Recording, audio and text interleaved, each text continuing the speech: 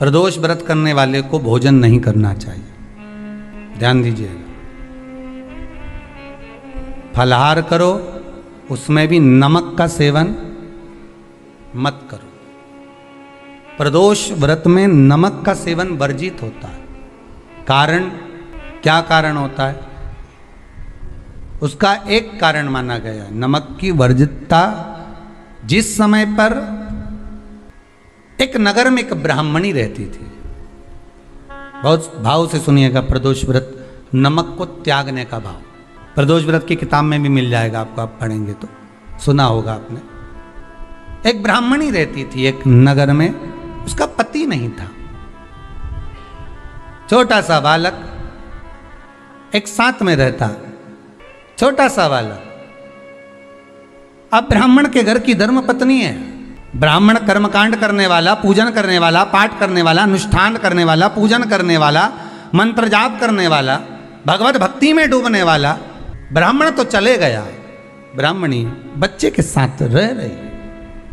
क्या करे वो? अकेली निवास कर रही है, अकेली रह रही है। और ब्राह्मणी बच्चे के साथ भ्रमण करती रहती, घूमती, कहीं कहीं दर दर जाकर कुछ भिक्षा को मांग कर लेकर आ जाती।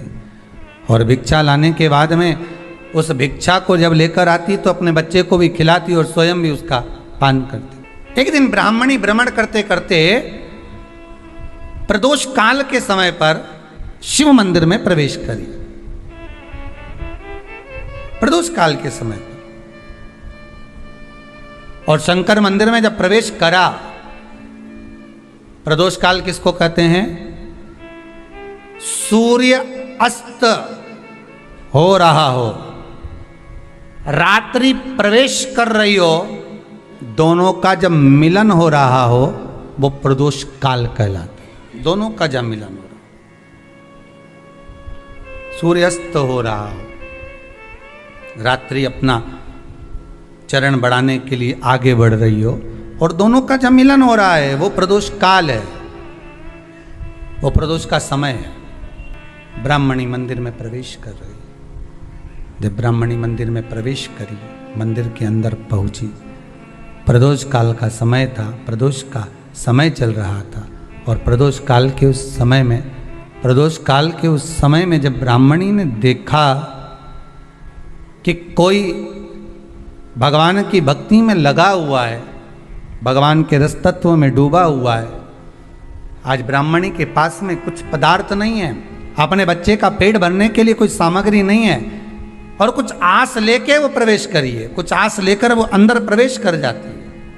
कोई ऋषि की पत्नी, कोई ब्राह्मण जन की अर्धांगिनी उस प्रदोष के समय पर शंकर का अभिषेक पूजन कर रही थी, भगवान शिव की आराधना कर रही थी, भगवान की भक्ति में डूबी हुई थी। जब भगवान शिव की आराधना में डूबी हुई है, आराधना कर रही है, ये कुछ पाने के लिए चली गई, ये कुछ पाने के लिए गई, और इसके मन में आया कि मैं कुछ, मुझे भोजन का कोई पदार्थ मिल जावे, मुझे कुछ भोजन मिल जावे, और जब मुझे भोजन मिल जाएगा तब मैं जो पाऊंगी अपने बच्चे को भी पवाऊंगी। पर जिस मंदिर में वो प्रवेश करी थी, जहाँ पर नारी पूजन कर रही थी शंकर की प्रदोष काल में, वहाँ पर पड़ी हुई कुछ वस्तु को इस ब्राह्मणी ने मांग लिया। मेरे बालक को बहुत भूख लगी है, मेरा बच्चा बड़ा भूखा है, इसके भोजन के लिए थोड़ी सी सामग्री दे दीजिए, इसके भोजन के लिए थोड़ा सा कुछ रस तत्व दे दीजिए। उसने उठाया थोड़ा सा पदार्थ, कुछ जो उसके पास में था वो दिया। जब दिया तो देने के बाद जब उसे प्राप्त हुआ, और होने के बाद में जब वो मिल गया उसको, तो उसने उस समय पर उस पदार्थ को जैसे ही मुख में लिया, लेते ही कहा, इसमें तो स्वाद नहीं है, इसमें स्वाद नहीं है। उस ब्राह्मणी ने बड़ा सुंदर एक संवाद कहा। घर का जो बड़ा होता है ना, घर का जो बड़े होता है, घर का बुजुर्ग जो होता है, घर का जो प्रथम स्थल प्राप्त करने वाला, मेन कुर्सी पर अच्छी जगह पर जो बैठने वाला होता है ना, ब्राह्मणी कहती है वो कभी किसी वस्तु में ऐब नहीं देखता, मिनक नहीं निकालता। समाज के अन्नकूट होते हैं, समाज के जब अन्नकूट होते हैं महाराज, समाज के जब अन्नकूट होते हैं, बड़ी बड़ी समाजों में जब कार्तिक महीने में अन्नकूट महोत्सव होते हैं, बहुत सारा प्रसाद बनता है। जो बुजुर्ग होते हैं ना, बड़े समझदार लोग होते हैं ना, तो अन्नकूट की जब प्रसाद खाने बैठते हैं ना, उसमें नमक नहीं भी होता ना तो नहीं बोलते कि इसमें नमक नहीं है। पर जो हमने डोनेशन दिया है, जब तुम आए थे समाज वाले तो हमने 1000 का लिफाफा दिया, 500 का लिफाफा दिया, 2000 का लिफाफा दिया, और भोजन ऐसा बनवाया। एक व्यक्ति वो जो खाकर चुपचाप चले गया, और एक व्यक्ति वो जिसने प्रसाद पर उंगली उठाई। इन दोनों को अन्नकूट की तारीख पे इनका नाम लिख लो, और अगला अन्नकूट आए तब दोनों की दशा देखना। एक जो चुपचाप खाकर चले गया, भगवान के प्रसाद को प्रसाद मानकर, प्रभु का दर्शन मानकर लेकर चले गया, वो उन्नति की सीढ़ी पर चढ़ता चले गया, और जो मिनक निकालता रहा वो साल भर खटर पटर की जिंदगी जीता रहा। भगवान के प्रसाद में कभी भी ध्यान रखिएगा, भगवान के प्रसाद के अंतर्गत स्वाद की कोई मूलता नहीं होती। भगवान का प्रसाद स्वयं स्वाद है। भगवान के प्रसाद में नमक नहीं देखना, मिर्ची नहीं देखना, भगवान के प्रसाद में शक्कर नहीं देखना, भगवान के प्रसाद में कुछ ये नहीं देखना कि कितना माल डला, कितना घी, कितना बादाम, कितना काजू, कितना इलायची डला। हाँ, यहाँ तक शास्त्र कहता है कि भगवान का प्रसाद अगर बन रहा है तो उसकी सुगंध भी नहीं ली जाती है महाराज, यहां तक शास्त्र कहता है। जब तक भगवान उसको पानी ले तब तक उसका सुगंध भी नहीं ली जाती। और कई कई जगह तो भगवान को प्रसाद अगर सूखा सामान हाथ में आ गया, इलायची कैसी है, मंदिर के अंदर जाने वाली है भगवान को डलने के लिए, लाओ यार किसकी दुकान से आई इलायची बताओ, इलायची तो 25 बार सूंघा, हाँ हाँ अच्छी है, अब सूंघ लिया तो भगवान इसको स्वीकार करेगा क्या? अरे जम के तो बोलो। एक फूल तुमने बगीचे से तोड़ा और सोचा इसमें पहले मैं सूंघ लेती हूं, इसमें स्वाद है कि नहीं, इस फूल में गंध है कि नहीं, इसमें सुगंध है कि नहीं, और फूल सूंघ लिया, उसके बाद तुम भगवान को देखो, भगवान स्वीकार करेगा नहीं। कई कई घरों में तो हंडी से दाल चलाती जाए ने हाथ में डाल के। महाराज ब्राह्मणी ने जैसी मुख में लिया थूक दिया, ये श्रेष्ठ नहीं है। जो ऋषि की पत्नी अंदर पूजन कर रही थी प्रदोष काल, उसने कह दिया आपका चेहरा बता रहा है कि आप ब्राह्मण की धर्म पत्नी, पर आज आप दर दर जाकर अगर भिक्षा मांग रही हो, दर दर जाकर अगर भीख मांग रही हो, दर दर जाकर भिक्षा को मांग रही हो, तो इसमें आपके पति का दोष नहीं है, दोष आपका है। क्योंकि आप भगवान के प्रसाद में भी जो स्वाद देखी थी ना, ये आपका एक जन्म का नहीं है, ये ना जाने कितने जन्म का है। ब्राह्मणी के मस्तिष्क में बैठ गया, ब्राह्मणी के उस का ना वो बक्कल में नहीं अक्कल में बैठ गया कि ये स्वाद नहीं देखना। इसलिए प्रदोष व्रत के अंतर्गत ब्राह्मणी ने उस दिन से विचार कर लिया कि जैसे आप पूजन कर रही हो, जैसे आप अर्चना कर रही हो, जैसे आप आराधना कर रही हो, ऐसी आराधना, ऐसी पूजन, ऐसी भक्ति मैं भी करूँगी, ऐसी आराधना मैं भी करूँगी, अब मैं स्वाद नहीं देखूँगी। तो प्रदोष व्रत करने वाले को ध्यान रखना चाहिए कि नमक का सेवन ना करे, भोजन ना करे, फलाहार करिए, फल का आहार करिए, प्रयास करिए।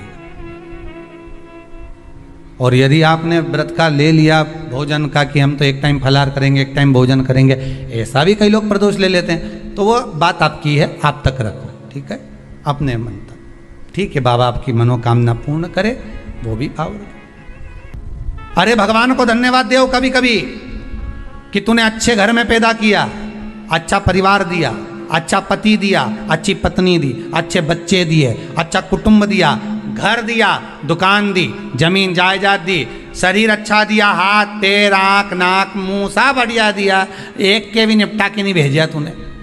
मान लो एक आध निपटा के भेज देता तो क्या झगड़ा करने ऊपर जाते? एक ही कान देता और एक गायब कर देता तो यहाँ से चिपका देता, तो क्या कर लेते?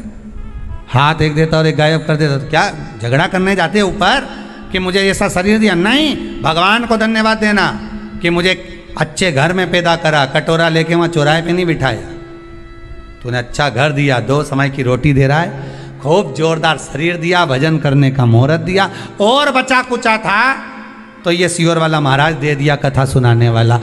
शाम के समय पर प्रदोष काल में बेलपत्री के पेड़ के नीचे, चाहे शंकर के मंदिर के दरवाजे पर या शिव मंदिर में, अगर आप प्रदोष के दिन दिया लगाते हो, सोमवार के दिन दिया लगाते हो, तो ऐसा कोई व्यक्ति नहीं जिसको मेरे देव अधिदेव महादेव, मेरा विश्वनाथ भंडार नहीं भरता हो, खाली नहीं छोड़ेगा, दे देगा, भंडार भर देगा, कमी तो नहीं रख सकता, ये पक्का। पर तुम करना ही नहीं चाह, 2-4 सोमवार करो और उसके बाद के तो महाराज जी हमने तो करा था, हमको तो मिला ही नहीं। 2-1 प्रदोष करा तुमने, अरे 1 साल करो, सारे दर बदर भी तो अपन ठोकर खा कर आए, इतना साल निकाला अपन ने, और 6 महीना 3 महीना 4 महीना भगवान से निवेदन तो करो, दिल से कहो तो सरी, नी भंडार भरे तो बात दूसरी, एक बार बोलो तो।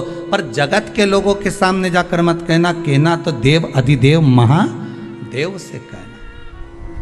प्रदोष व्रत करने वाले को प्रदोष के दिन प्रयास करना चाहिए कि रात्रि के समय पर आधा घंटा, 10 मिनट, 20 मिनट जागरण करे। जागरण मतलब थोड़ा भगवान का भजन कर ले, भले 4-5 माताएं इकट्ठी नहीं हो तो अपन अकेले ही कर लो। अपन अकेले कम है क्या भाई, अपन कम पड़े, आराधना अकेले भी करो, जागरण करो।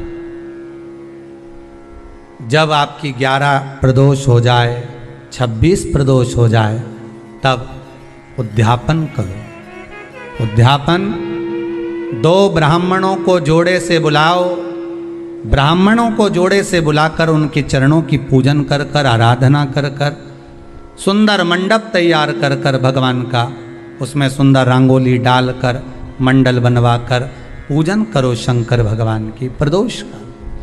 एक दिन पहले गणेश की आराधना करो, पूजन करो, और प्रदोष वाले दिन जो मंडल बनाए हैं पूजन अर्चना करने के लिए, जो स्थान दिया है, उसकी आराधना करो। खीर की आहुतियाँ दीजिए 108 बार, जो ब्राह्मण आए उनके माध्यम से मंत्रों द्वारा पूजन कराकर खीर की आहुतियाँ दीजिए, शिव नाम महाराज। फिर ब्राह्मणों को जोड़े से भोजन कराकर, चरणों को नमन कर कर, दक्षिणा प्रदान कर कर, निवेदन कर कर ब्राह्मणों से कहें, हे ब्राह्मण देवता, आप हमें आशीर्वाद प्रदान करें कि जिस प्रदोष का हमने व्रत किया है, उस व्रत का पुण्य फल हमें प्राप्त हो।